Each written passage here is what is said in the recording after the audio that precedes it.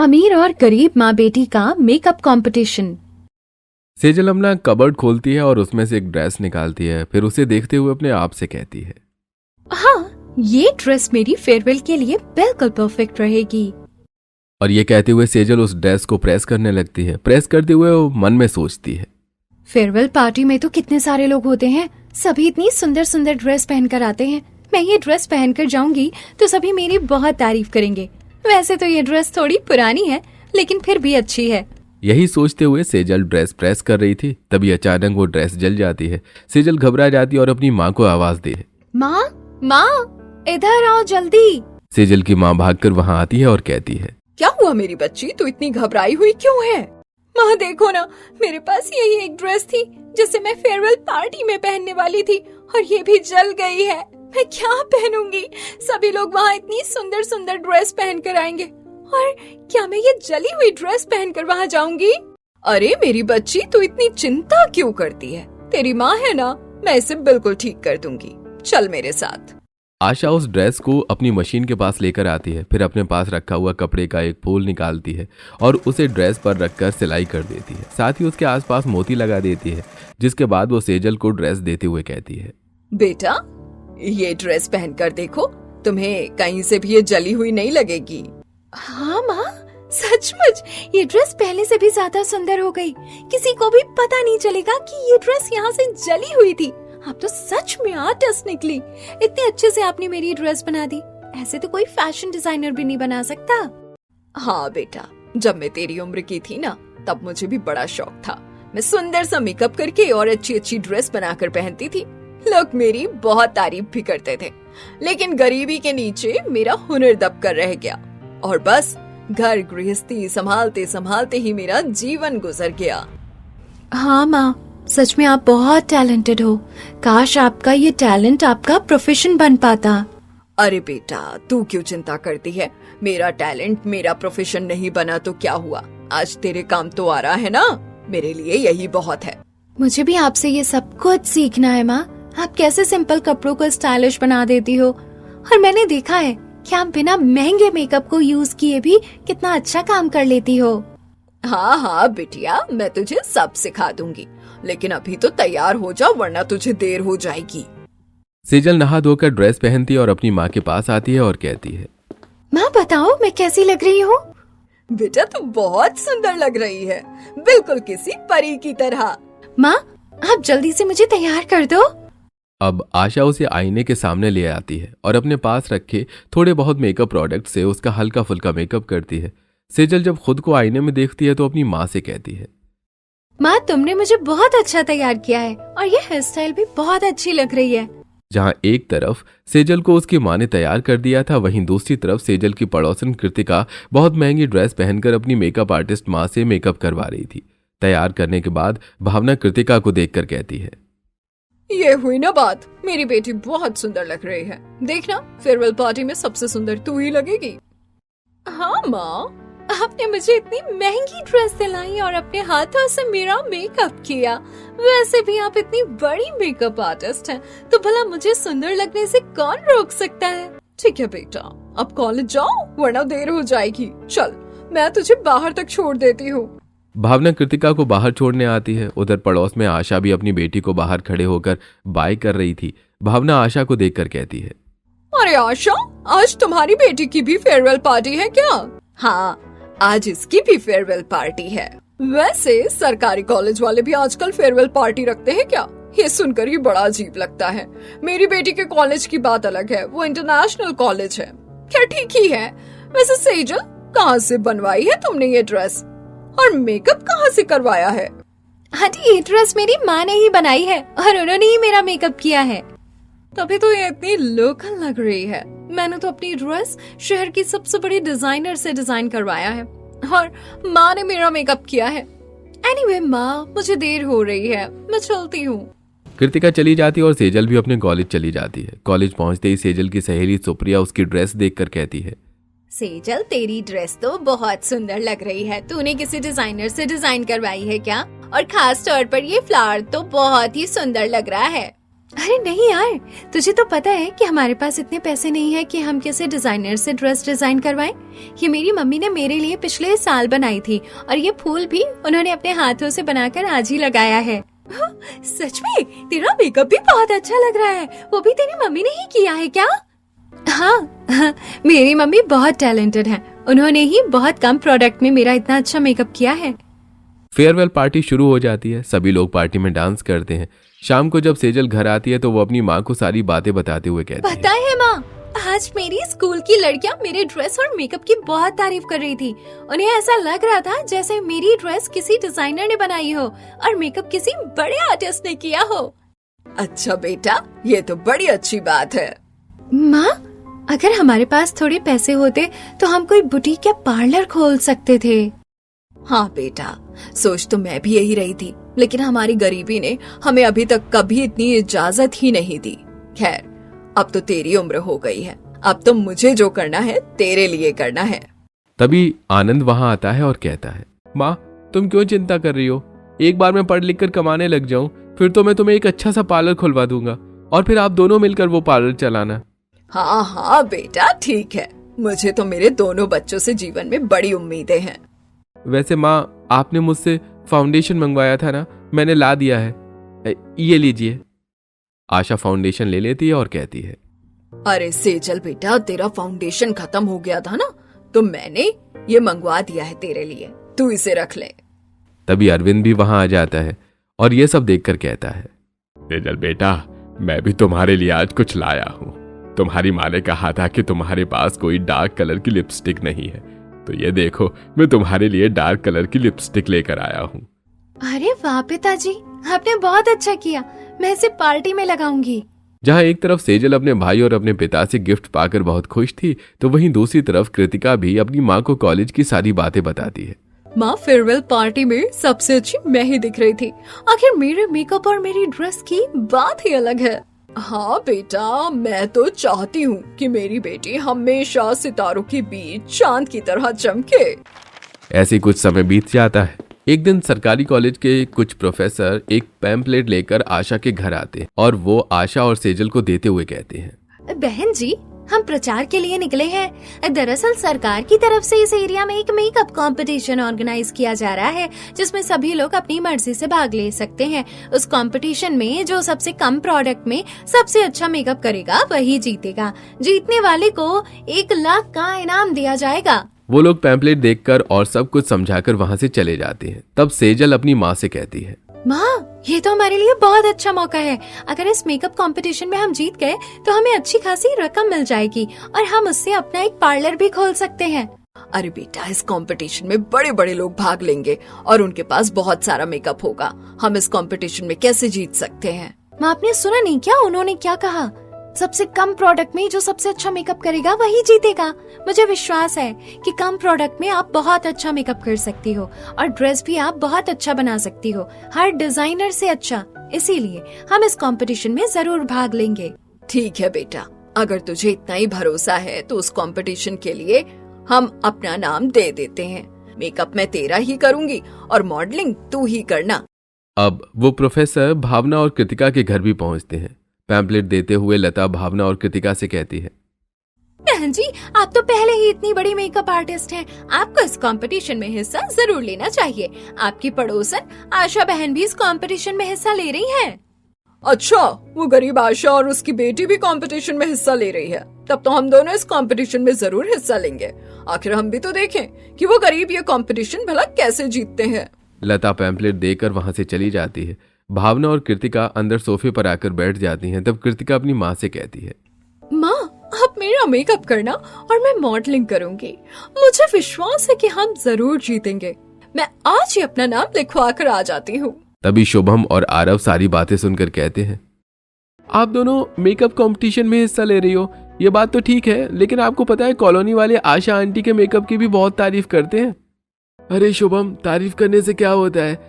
Aunty कोई makeup artist थोड़े ना है, वो तो ऐसे सिंपल मेकअप करती हैं। हमारी माँ तो इतनी बड़ी मेकअप आर्टिस्ट है, तू देखना, जीतेंगे तो हम ही। तभी पीछे बैठा दिलीप ये सब सुनकर कहता है, बेटा, जीत का मतलब अपना बेस्ट देना होता है, दूसरों को हराना नहीं। दिलीप की बात सुनकर भावना उसे टाल देती है।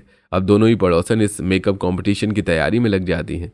अगले दिन भावना तैयार होकर कृतिका के पास आती है और कहती है, चलो बेटा कृतिका, हमें आज बहुत सारा काम करना है। तुम्हारे लिए अच्छे ड्रेस डिजाइनर के पास जाकर ड्रेस का ऑर्डर भी देना है, ड्रेस सेलेक्ट भी करनी है। फिर मुझे तुम्हारे लिए कुछ ब्रांडेड मेकअप प्रोडक्ट्स भी खरीदने हैं जिन्हें हम कंपटीशन में यूज करेंगे।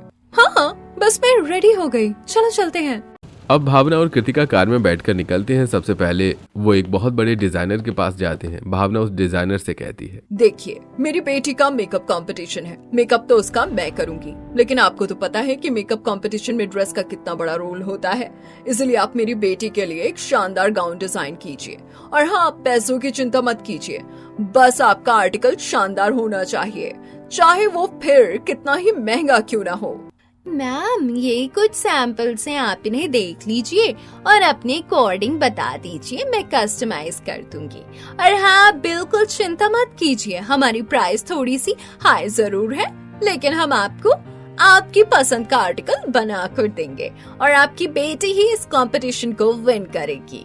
विशाखा की बात सुनकर भावना और कृतिका दोनों बहुत खुश हो जाती हैं। फिर भावना एक लॉन्ग टेल वाली गाउन पसंद करती है और फिर डिजाइनर से कहती है, देखिए, आप इस तरह की एक लॉन्ग टेल वाली गाउन बनाइए और हाँ, इसे ऑफ शोल्डर ही रखना, लेफ्ट साइड पर एक बड़ा सा फ्लावर लगाना। ओके, आप इस ड्रेस की फीस जमा करवा दीजिए और आप बिल्कुल टेंशन मत लीजिए, आपको बहुत सुंदर ड्रेस बनाकर मिलेगी। अब भावना काउंटर पर उस ड्रेस की फीस एडवांस में जमा करवा देती है और फिर वो बुटीक से बाहर आकर कृतिका से कहती है, बेटा, तुम्हारी ड्रेस का ऑर्डर तो हमने दे दिया, अब चलो हम किसी ब्रांडेड मेकअप स्टोर पर चलते हैं।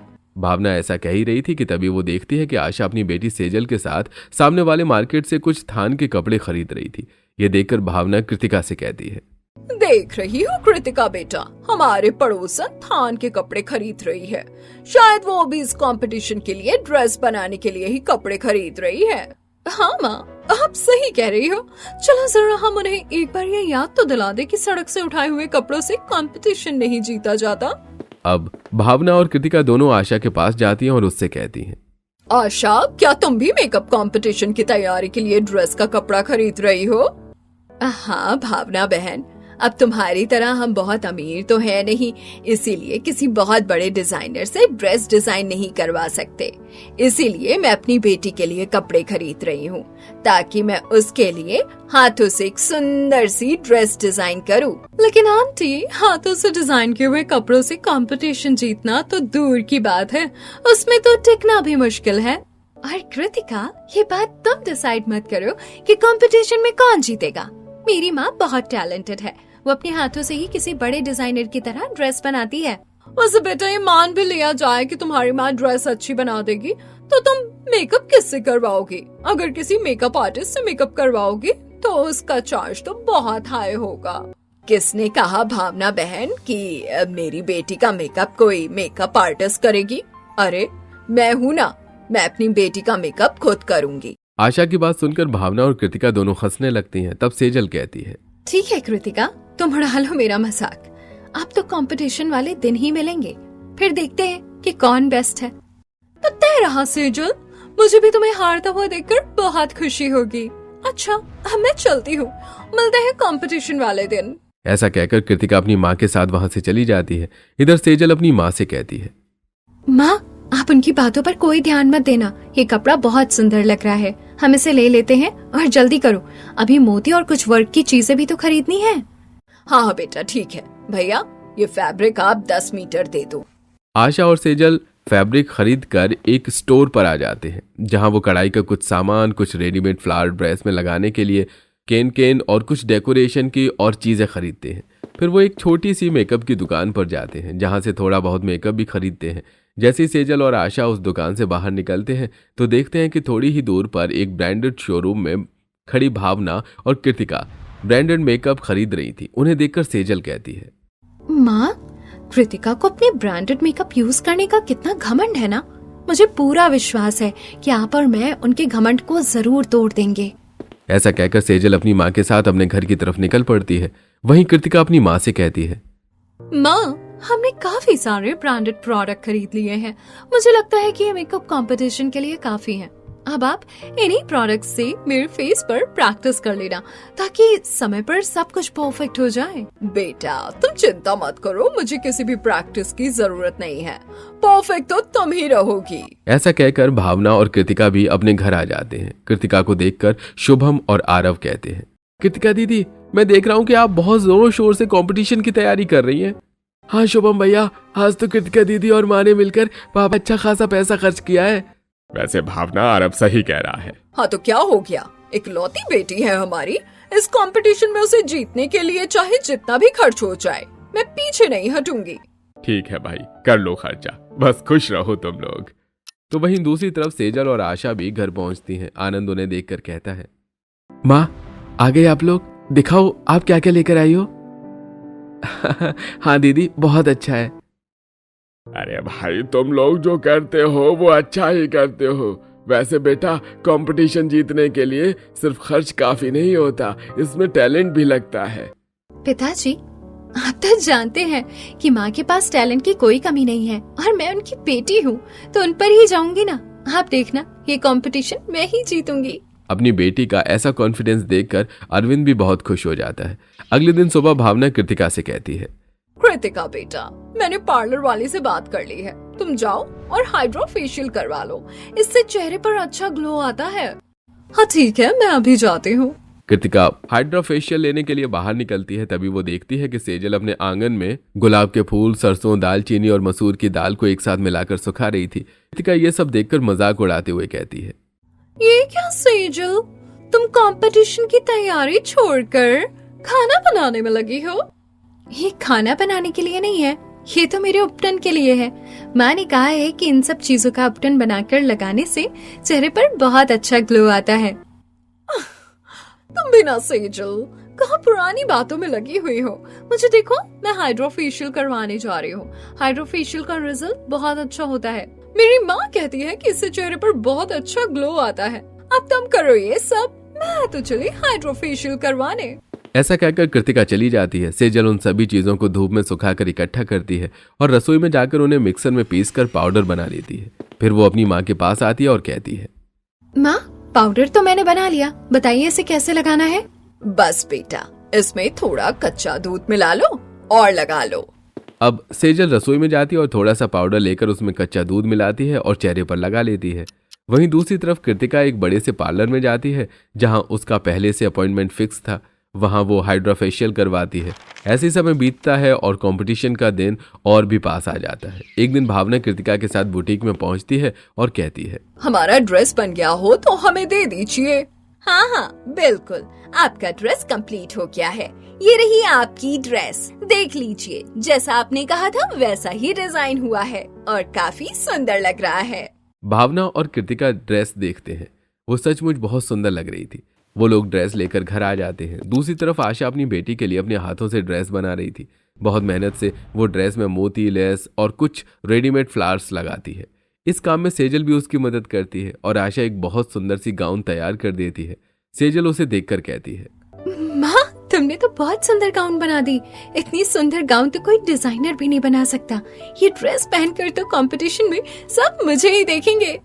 इसी तरह दोनों अमीर और गरीब बेटियां मेकअप कंपटीशन की तैयारी में लगी हुई थी। अंत में कंपटीशन का दिन भी आ जाता है। दोनों अपनी अपनी माँ के साथ वेन्यू पर पहुंचती हैं और अपने अपने चेंजिंग रूम में जाकर तैयार होने लगती हैं। कृतिका का मेकअप उसकी माँ भावना करती है और कहती है, बेटा मैंने तुझे बहुत अच्छी तरह रेडी कर दिया है। ये फर्स्ट राउंड है और इसमें काफी सारे लोग पार्टिसिपेट कर रहे हैं, लेकिन मुझे पूरा विश्वास है कि तू सबसे पहले सेलेक्ट होगी। जल्दी से स्टेज पर जा। वहीं दूसरी तरफ आशा सेजल का कम प्रोडक्ट से सिंपल मेकअप करती है और कहती है, तेरा चेहरा तो वैसे ही इतना ग्लो कर रहा है कि तुझे मेकअप की जरूरत ही नहीं थी, फिर भी मैंने कम प्रोडक्ट में तेरा बहुत अच्छा मेकअप कर दिया है। मुझे विश्वास है कि तू इस राउंड को जरूर क्लियर करेगी। अब जा बेटा।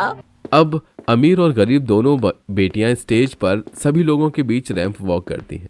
उनके साथ कई और पार्टिसिपेंट्स भी रैंप पर वॉक कर रहे थे। सभी लोग तालियां बजाते हैं। सभी नीचे खड़े कुछ लड़के उन्हें देखकर आपस में बातें करते हैं। विशाल नीरज से कहता है, यार तू देख तो सही, कृतिका कितनी सुंदर लग रही है, वो तुझ पर कितना मर्दी है। अगर आज वो कंपटीशन जीत गई तो तू उसका प्रपोजल एक्सेप्ट कर लेना। अरे भाई तुझे कृतिका दिखाई दे रही है और मुझे कृतिका के पीछे जो लड़की है ना रेड फ्रॉक में, वही अच्छी लग रही है। अगर वो कंपटीशन जीती तो पक्का मैं उसे प्रपोज करूंगा। पहला राउंड खत्म होता है। जो लोग सेलेक्ट होते हैं उनमें कृतिका और सेजल का भी नाम होता है। उसके बाद नरेंद्र अनाउंस करते हुए कहता है, जैसा कि आप सभी लोग जानते हैं यह मेकअप कंपटीशन टैलेंट पर बेस्ड है और इसमें जीतने की शर्त यह है कि जो कोई सबसे कम मेकअप प्रोडक्ट में सबसे अच्छा मेकअप करेगा वही इस कंपटीशन का विनर होगा। हम अब लास्ट राउंड में जा रहे हैं, लेकिन इस राउंड में हमने एक ट्विस्ट रखा हुआ है। अनाउंसर की बात सुनकर सभी लोग चौंक जाते हैं और आपस में बातें करने लगते हैं कि आखिर वो ट्विस्ट क्या होगा। थोड़ी देर बाद अनाउंसर कहता है, तो दोस्तों अब मैं आपको बता देता हूँ कि ट्विस्ट क्या है। आपको इस राउंड में अपने मेकअप प्रोडक्ट यूज नहीं करना है, बल्कि हमारे यहाँ से थोड़े से मेकअप प्रोडक्ट मिलेंगे। उन्हीं प्रोडक्ट्स में जो बेस्ट मेकअप करेगा वही जीतेगा। ये सुनकर जहां एक तरफ सेजल और आशा बहुत खुश हो जाते हैं, वहीं दूसरी तरफ कृतिका और भावना परेशान हो जाती है। कृतिका अपनी माँ के पास आती है और कहती है, माँ ये तो गलत बात है। ये लोग हमें अपना मेकअप प्रोडक्ट यूज नहीं करने दे रहे हैं और कम मेकअप प्रोडक्ट में अच्छा मेकअप करने के लिए कह रहे हैं। हाँ कृतिका बेटा, हमारा मेकअप प्रोडक्ट तो बहुत अच्छे हैं। मैं टीम से बात करती हूँ कि हमारा मेकअप प्रोडक्ट यूज करने की परमिशन दे दें। नहीं, इसकी कोई जरूरत नहीं है। कंपटीशन के रूल्स को हमें फॉलो करना ही होता है। वैसे भी अगर तुम्हारे अंदर टैलेंट है तो कम प्रोडक्ट्स में भी अच्छा मेकअप करके जीत जाओगी। हाँ मम्मी, पिताजी सही कह रहे हैं, आप चिंता मत करो, आप कम प्रोडक्ट में भी अच्छा मेकअप कर लोगी।